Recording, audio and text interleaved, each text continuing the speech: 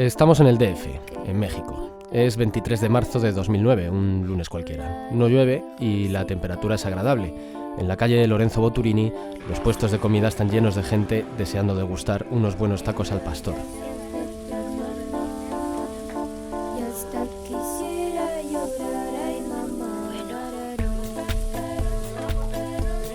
Madre mía, no os podéis imaginar cómo huele, qué hambre. Bueno, pero no hemos viajado en el tiempo para hacer turismo gastronómico. Vamos a irnos a este mismo lugar más o menos un mes después. Es 25 de abril, sábado. El DF ahora es prácticamente un páramo. Muy poca gente en la calle. Algunos van con mascarillas. Señores, ¿qué ocurre?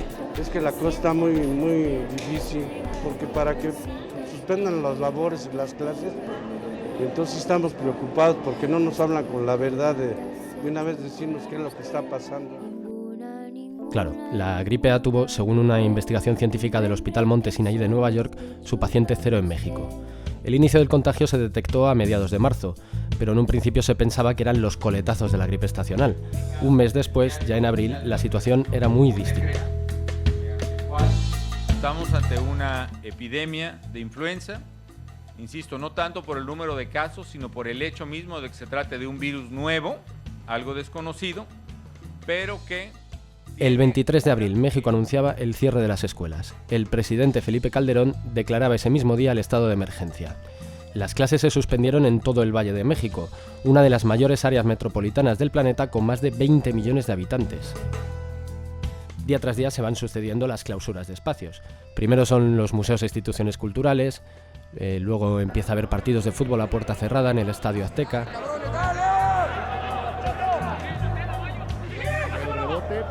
Se están quedando, qué fuerte golpe, va a haber una tarjeta roja.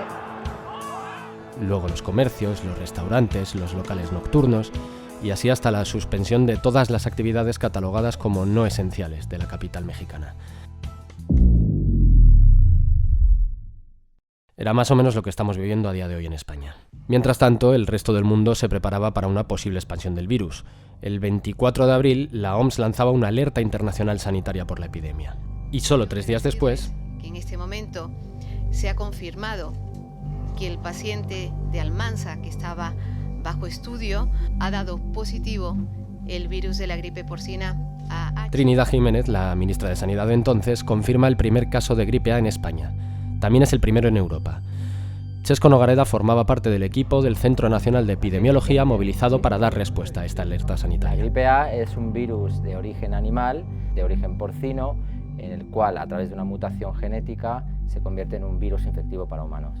Bueno, mi misión ahí consistía en la vigilancia de los casos sospechosos y el enlace con el Centro Nacional de Microbiología del Instituto Salud Carlos III, que se encargaba de la confirmación de los casos. No solo se trata de buscar los casos, sino de identificar y seguir a los contactos estrechos de esos casos. Contacto estrecho eran familiares, gente que vive en la misma casa, gente que había viajado en el avión en las mismas filas. Bueno, yo he llamado a viajeros, he llamado a pasajeros diciendo que usted ha viajado al lado de un caso confirmado de gripe A y claro, imagínate, ahí se crea, esa persona no sabe muy bien, entonces la gente pues estaba un poco sorprendida, ¿no? Y entraba un poco en pánico. Y se les informaba de que tenían que quedarse en casa en cuarentenas y con una restricción de movimientos y que en caso de presentar algún síntoma compatible con la enfermedad avisaran a un teléfono de la comunidad autónoma. Estamos a finales de abril, todavía se sabe muy poco del virus de la gripe A. En ese momento era algo novedoso, porque era un virus nuevo del cual se desconocían sus características, su severidad y su letalidad. Por eso requirió esta atención, global y esta alerta sanitaria a nivel internacional. Vamos a la calle. En Plaza España, en Madrid, la gente todavía no tiene muy claro nada. Estoy tranquila, estoy tomando vitaminas. Yo no estoy preocupada, yo creo que no. Si acabamos de venir de Barajas y ahí todo el mundo está con mascarilla y todo. He tenido una gripe hace 11 días y me fui echando hostias al hospital. Sí, te da un poco de yuyu, pero de hecho se nota que la gente no te da la mano ya. Nada, yo ayer, mira, compré 3 kilos de cerdo. Trinidad Jiménez empieza a comparecer públicamente de manera diaria para ofrecer un seguimiento del estado de la epidemia, algo que también estamos viviendo ahora. La ministra trata de transmitir prudencia ante el creciente alarmismo. Están trabajando los científicos, están trabajando los expertos, estamos trabajando también para cualquier evolución posible de la gripe y no solamente, estamos también haciendo estudios para ver a qué grupos de edad está afectando, en qué condiciones. La ministra Jiménez nos cuenta que la mayoría de los contagios hasta entonces son de personas que han estado en México recientemente.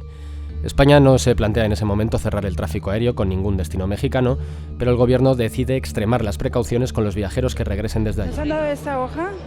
Por si se presenta alguno de los siguientes síntomas: fiebre, tos, dificultad respiratoria. En el aeropuerto nos han dado unos papelitos con una encuesta de si habíamos tenido algún tipo de síntomas y luego lo entregamos. La situación parece bastante controlada. Se ha coordinado un plan de emergencias con las comunidades autónomas y se comienzan a tomar medidas preventivas. España además no es una excepción. En el resto del mundo también se están tomando este tipo de medidas de contención y prevención. Barack Obama, presidente de Estados Unidos, declaró la emergencia sanitaria nacional el 1 de mayo de 2009. Dice que puede que finalmente el H1N1 se comporte como una gripe ordinaria, pero que es necesario que el país esté preparado. Pero aquí el número de casos sigue subiendo lentamente. Las recomendaciones eran bastante claras, pero el alarmismo comienza a contagiarse. Un niño de 5 años es uno de los 33 casos sospechosos en nuestro país. Es alumno de un colegio de Valencia donde han saltado las alarmas. Yo creo que si es de verdad que hay un caso, el colegio lo tenían que cerrar. No sabemos nada. Estamos ahí, a la espera. En medio de toda esa escalada, una noticia puso en duda la gestión del gobierno. El gobierno confirma que son 11 de momento los militares de un mismo cuartel infectados por el virus de la gripe A. Pertenecen a la Academia de Ingenieros de Hoyo de Manzanares, en el norte de Madrid. 9 de ellos están hospitalizados y otros 57 están en observación y pasando la cuarentena en el interior de ese acuartelamiento. El caso es que desde el fin de semana se sabía que había unos 13 soldados que tenían síntomas de padecer la gripe A y no se hizo nada. De hecho, se permitió que 2 colegios visitaran ese acuartelamiento. Yo de momento me voy a llevar a mi nieto y no vengo al colegio más hasta que no sepamos qué es lo que pasa. Hay ya alguna que no ha venido. Yo tengo otra sobrina ahí trabajando que esa no ha venido, ha dicho que si la despide, que la despida, pero ella que no viene. Estamos preocupados es porque los niños de quinto y sexto de primaria fueron el lunes y el martes o el miércoles a la academia. De pronto hay problema con esto. El caso del cuartel de Hoyo de Manzanares se convirtió en el gran enfrentamiento político de la crisis de la gripe A. Gracias, señor presidente. Señora ministra, ¿cuándo tuvo usted conocimiento de la aparición de casos de nueva gripe en el establecimiento militar de Hoyo de Manzanares? El pasado jueves a las 17:45 horas por una llamada del Instituto Carlos III. La tarde... Los escolares visitaron el cuartel de Hoyo de Manzanares antes y después de que los epidemiólogos del Instituto Carlos III investigaran un posible brote de gripe A en esa academia militar. Carme Chacón, ministra de Defensa, asegura que fue informada un día después de la segunda visita de los alumnos. El PP había mostrado su apoyo al gobierno en la lucha contra la epidemia, pero con este caso cambia de rumbo. Estamos a solo 2 semanas de que se celebren elecciones europeas. Yo no pensé que usted fuera a hablar en los mismos términos de frivolidad y desahogo de los protocolos sanitarios en esta cuestión. Mire, señora ministra, un protocolo sanitario no es un mantra detrás del que usted se pueda excusar. Bajo su responsabilidad estamos hablando aquí del primer brote de gripe A en nuestro país. Yo lo que sí que le reconozco es que usted es un genuino ejemplo del modo de funcionar de este gobierno. Usted se desempeña muy bien en el escenario, en la propaganda y en las invectivas, pero donde ya no se sabe desempeñar es cuando tiene que dar a la opinión pública una información veraz, una información puntual y una información adecuada. Señor Cervera, todas las decisiones han sido tomadas por autoridades sanitarias y militares. Militares desde el general de Hoyo de Manzanares hasta el jefe del Estado Mayor de Tierra. Y yo, como responsable política de todos ellos, les respaldo de principio a fin. Lo primero se llama cobardía, lo segundo se llama dignidad. Chesco Nogareda era uno de los miembros del Instituto Carlos III enviados al cuartel de Hoyo. Total, que nos ponemos los trajes, el gorro, el equipo de protección individual, gafas, los guantes, la bata, y entramos en las habitaciones de los soldados. Eran una habitación pequeña donde había literas a los lados y una mesa en medio, entonces estaba el soldado sentado, y recuerdo que pusimos la mesa en posición longitudinal, pues para tener más distancia entre nosotros y pues tener menos probabilidad de contagio, ¿no? Y entonces llevamos a cabo la investigación epidemiológica, donde pues se le preguntaba pues qué tipo de síntomas, antecedentes, y dónde ha estado, qué es lo que ha hecho, intentar investigar ese brote y caracterizar ese brote, y en base a eso pues proponer medidas de prevención para evitar la propagación de la enfermedad en la comunidad. El jefe militar, el coronel o general, se puso a nuestra disposición y hizo todo lo que el ministerio le recomendó que hiciera. Básicamente se aislaron a los casos sospechosos en una zona del cuartel, y al resto de soldados se les confinó en cuarentena, se les puso en cuarentena, una restricción de movimientos, no se les dejó salir el fin de semana, no se les dejó volver a sus casas el fin de semana, y tener un seguimiento por si desarrollaban la enfermedad. El gobierno se encuentra el caso del cuartel de Hoyo de Manzanares en mitad de la gestión de la respuesta al virus. Un mes más tarde, la gripe A era ya imparable en todo el mundo, no solo en España. Afectaba a más de 50 países, y la Organización Mundial de la Salud declaró el estado de pandemia el 11 de junio de 2009. 30,000 confirmed cases have been reported from 74 countries. La directora general de la Organización Mundial de la Salud, Margaret Chan, afirma que con 30.000 casos confirmados en 74 países se cumplen los criterios científicos para la declaración de la pandemia.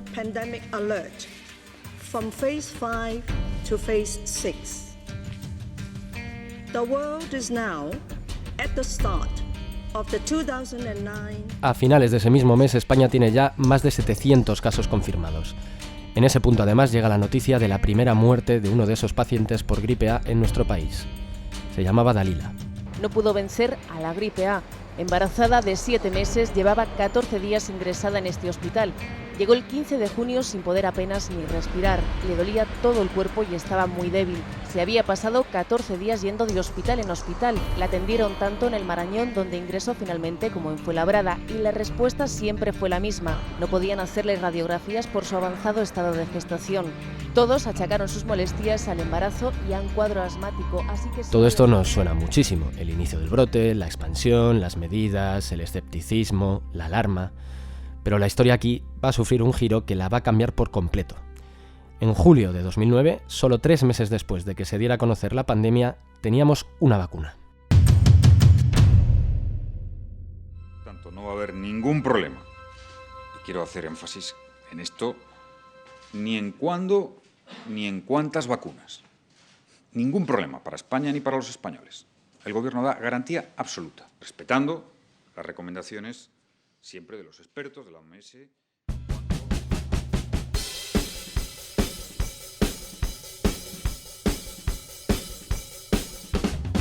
España compró 13 millones de vacunas de la gripe A y más de 5 millones de dosis de oseltamivir, el famoso Tamiflu, el medicamento que se había demostrado efectivo contra este virus y del que el gobierno ya guardaba antes de la crisis una enorme reserva que había adquirido por la amenaza de la gripe aviar en 2006. La llegada de la vacuna permitió rebajar el alarmismo. Se empezó a suministrar en octubre de 2009. De esas 13 millones de dosis que adquirió el gobierno, finalmente solo se usaron 3 millones y habíamos pagado casi 100 millones de euros.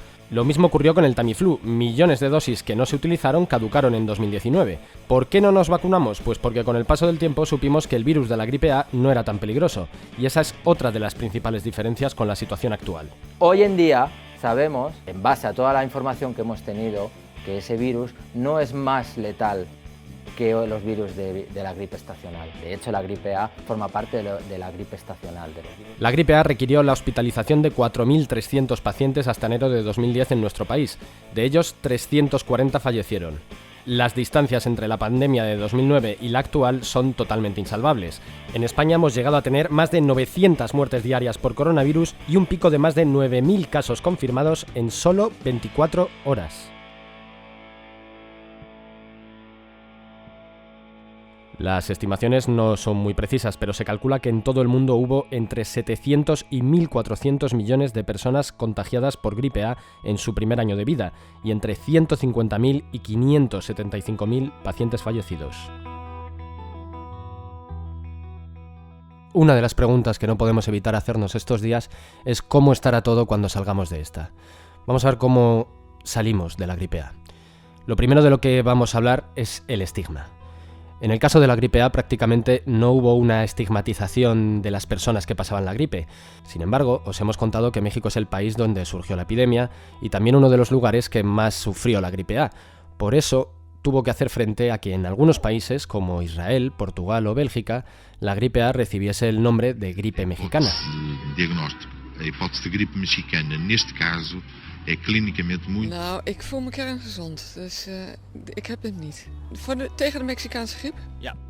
El estigma fue más allá. Los empleados de aeropuertos como París-Orly se negaron a principios de mayo a recoger maletas de vuelos procedentes de México y España, que en aquel entonces era el único país de Europa con casos confirmados de gripe A. En esas mismas fechas, el gobierno ruso decidió prohibir las importaciones de carne de cerdo procedentes de Estados Unidos, México y España.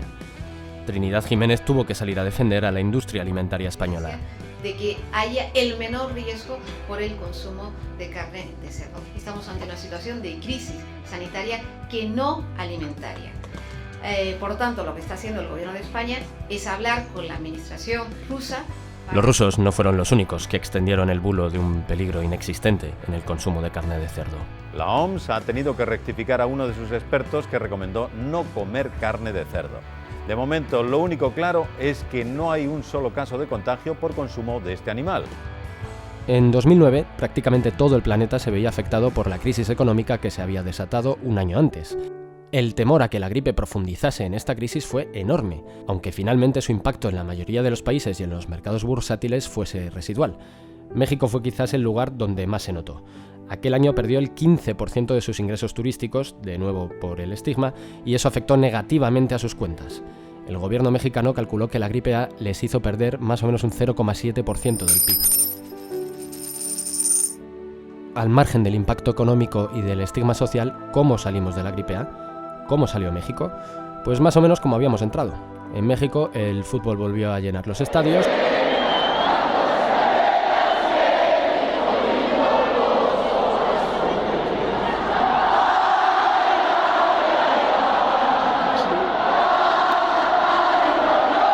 Aunque dos equipos mexicanos no pudieron continuar ese año su participación en la Copa Libertadores, que es algo así como la Champions League de Latinoamérica, los tacos al pastor, que también habían sufrido el cierre de los establecimientos y que con los bulos de carne de cerdo se enfrentaban también al miedo de sus propios consumidores, volvieron a triunfar en el DF, y las iglesias, que también habían estado cerradas durante unas semanas, volvieron a realizar sus oficios.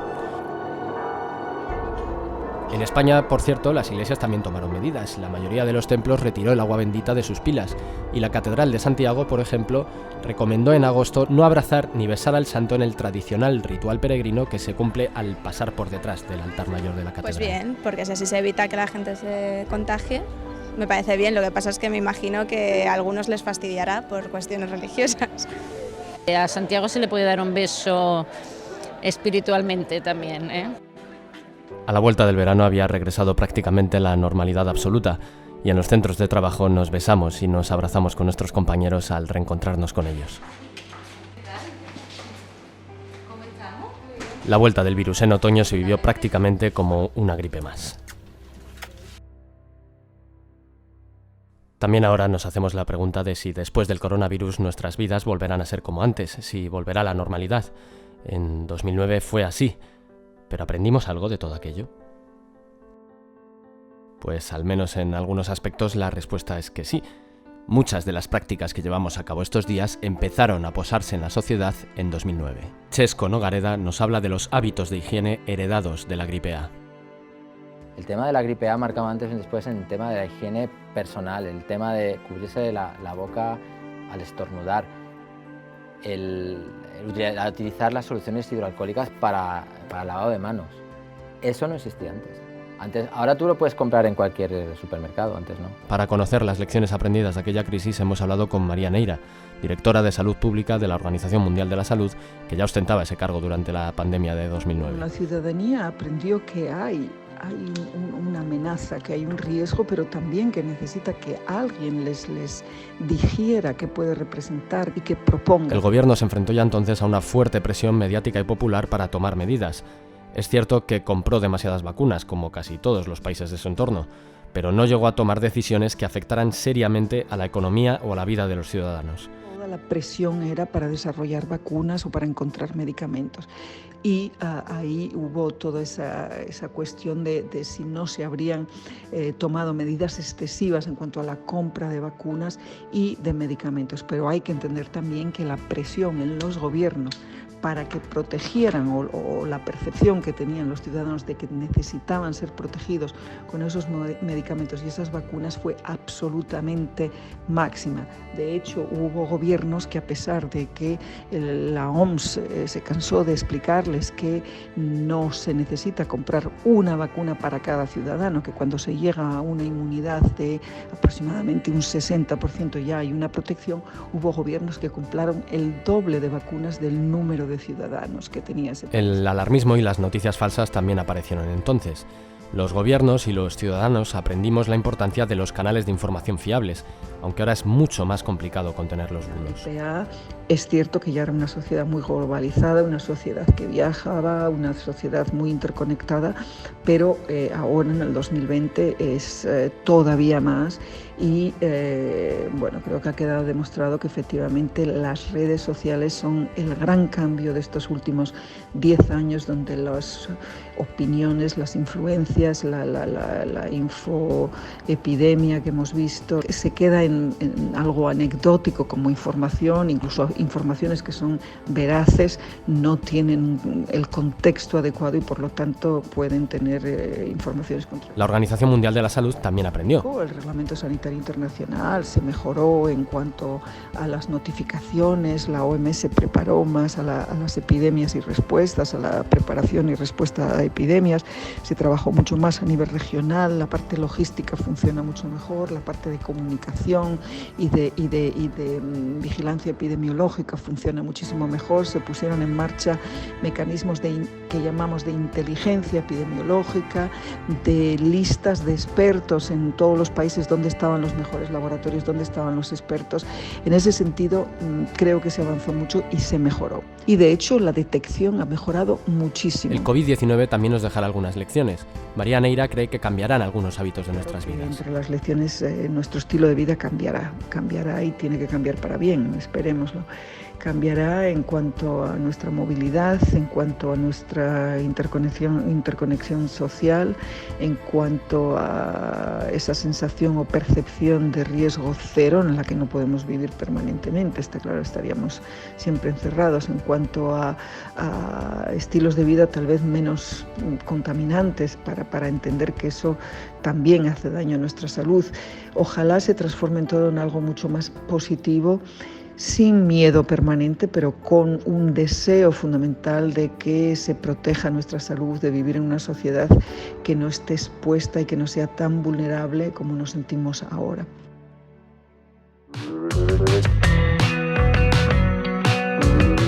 Bueno, esperemos que como poco saquemos de esta crisis algunas enseñanzas y que podamos volver a abrazarnos pronto. Esto ha sido todo. Muchas gracias y cuidas mucho.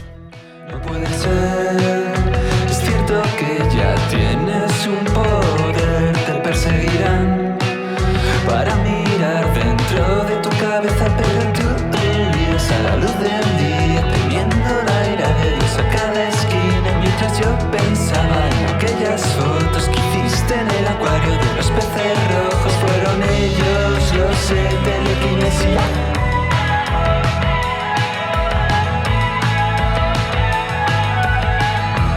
Corre hacia mí, pero recién cortado, aceptaste que vas a sufrir. Como el hombre bicentenario decidimos esconder nuestros últimos días en el piso franco de tus padres de Almería. Nos metimos con malicia en la boca del lobo, intentamos arrancarle los dientes de oro que te salvaría. telequinesia. Ya no rodean los lunáticos contando hacia atrás. Y entonces me abrazas y me dices la verdad. Telequinesia es el amor.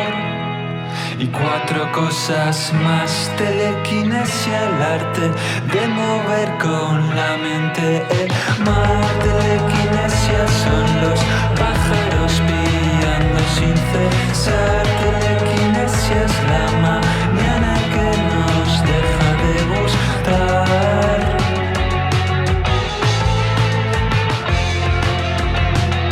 Esto acaba aquí, somos el barquillo delegado y votaron por mí. Sois de cuarzo, mica y feldespato. Cuando nos veamos luego en el otro mundo, cantaremos la canción de los 3 besugos, esos 3 que se creían muy especiales y vivieron como verdaderos animales. Fueron ellos, no sé, telequinesia, ya nos atrapan entonando una Matías cruel. Y entonces me abrazas y me dices lo que es telequinesia, ya me das. Al mover los pies, telequinesia, la palabra que me sale por doquier. Telequinesia es esa hormiga que se